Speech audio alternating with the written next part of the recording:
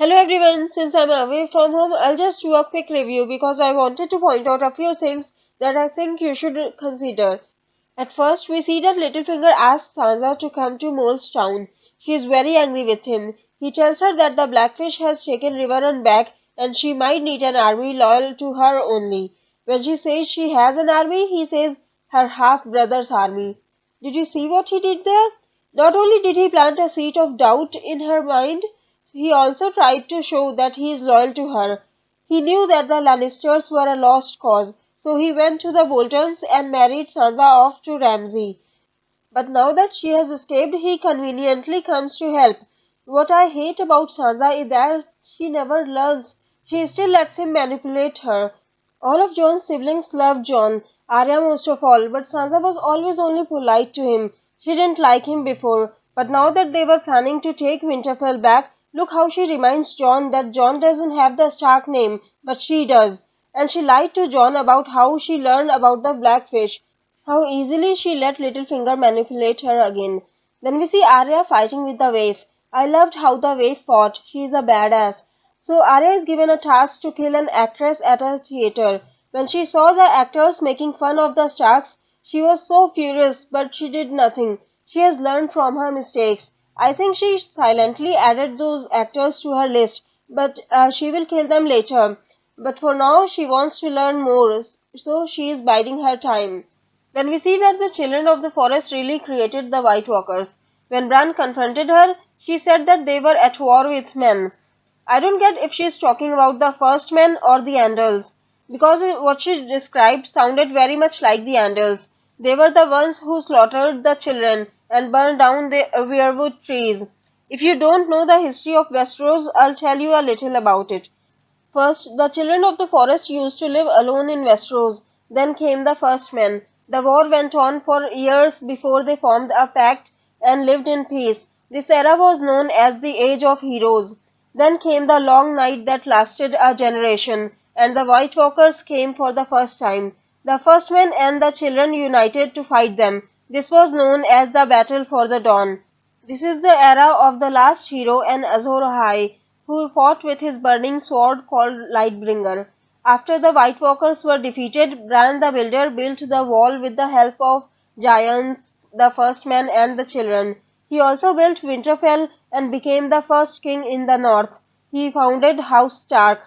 Then came the Night King. He was the Lord Commander of the Night's Watch, and he fell in love with a White Walker woman. The Starks and the King Beyond the Wall joined forces to defeat the Night King.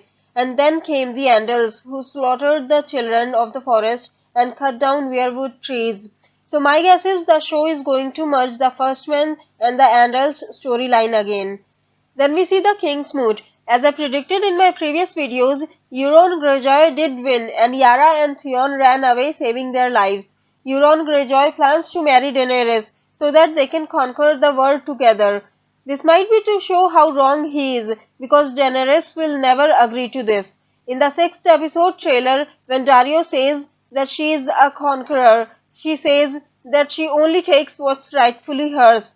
Then we see that Daenerys forgives Jorah, and he tells her about the grayscale. She commands him to find a cure, but I doubt he will find one. He might become one of the Stone Men. As I predicted in my previous videos, Tyrion did ask for the help of the Red Woman. When Varys doubts her, she tells him about the voice he heard in the fire years ago, when the sorceress burned his body parts. She couldn't have heard it from anyone else. It just shows how powerful she is. She says that if Varys is truly the Queen's friend, he shouldn't be afraid. The look on Varys' face says it all. I'm still not sure whose side he is really on. I know he had been planning for a long time with Illyrio to put the Targaryens back on the Iron Throne. But what does he gain from this? He tells Ned that Littlefinger is the second most dangerous man, meaning that he is the first. What do you think he is up to? Then we see that Bran tries to go solo, probably trying to go to the Tower of Joy, but he accidentally finds himself in the land of always winter. The heart tree where the children of the forest made the first White Walker has completely frozen. Bran finds an army of the dead gathered there. The Night King notices Bran and grabs him, which leaves a mark on his arm. The mark allows the Night King to enter the cave despite of all the spells. which makes me wonder if Bran crosses the wall, will the Night King be able to cross the wall too?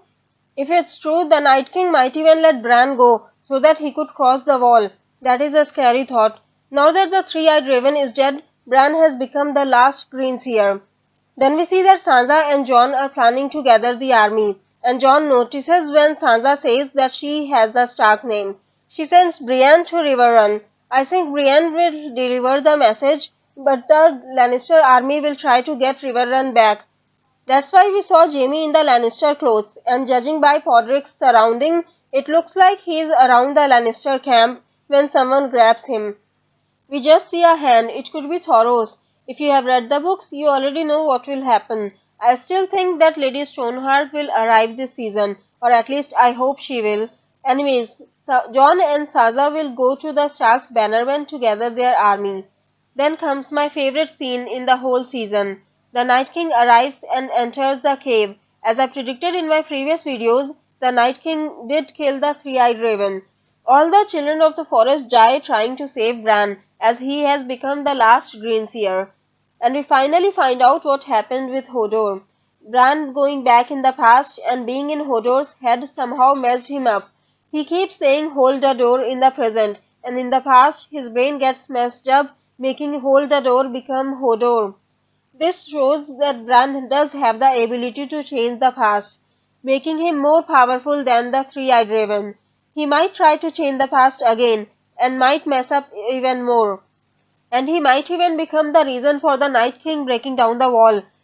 If the mark is a free pass for the Night King, then the Great War will come much sooner than we expected. What do you think of these theories? Don't forget to tell us in the comments below. I'm gonna go for shopping now and enjoy my vacation. I will post my Battle of the Bastards theory when I get back home. Have a good day. Bye bye.